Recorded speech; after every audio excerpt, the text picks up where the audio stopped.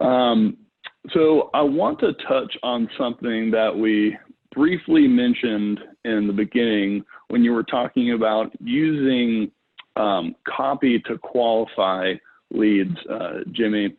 I think it's pretty well known by now, right? I don't know who originally said this, but everyone's claiming they did. We don't have a lead generation problem. We have a lead conversion problem. What are some things you think that agents could be doing today to help close that gap on the lead conversion process? And what role does your marketing play in that?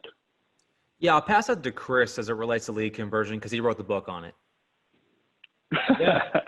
Well, I think it comes down to there's a technique in my book called STS, and it's an acronym, and it's speed, tenacity, and scripts. What happens is when you do the hard work to get a lead, you've got to be able to follow up with that lead quickly. There's data around this. If you follow up with a lead within 5 minutes compared to within 30, you increase your contact rate by 100x. 100x. People are so distracted that when you've got their attention, when they opt in, when they fill out that form, you got to be able to pounce on it. And I know a lot of the technology helps with that. Auto text, auto email, AI assistant, those things are huge for that. The second thing though is tenacity.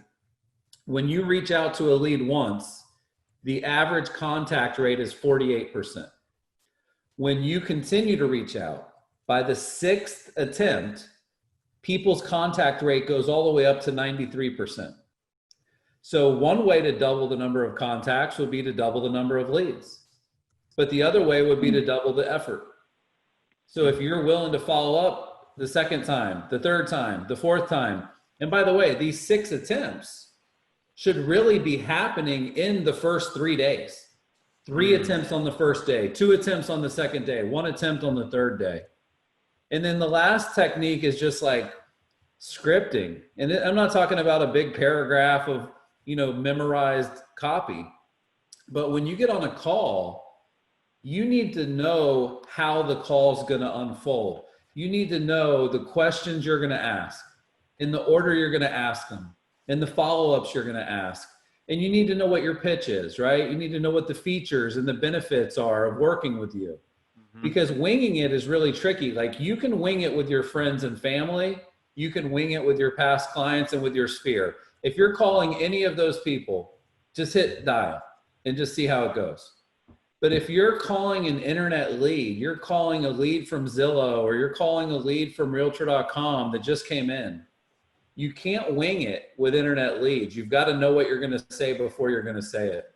So it comes down to speed, it comes down to tenacity, and then it comes down to scripts. And then you just have to ask yourself, do I have a technology problem or do I have a people problem?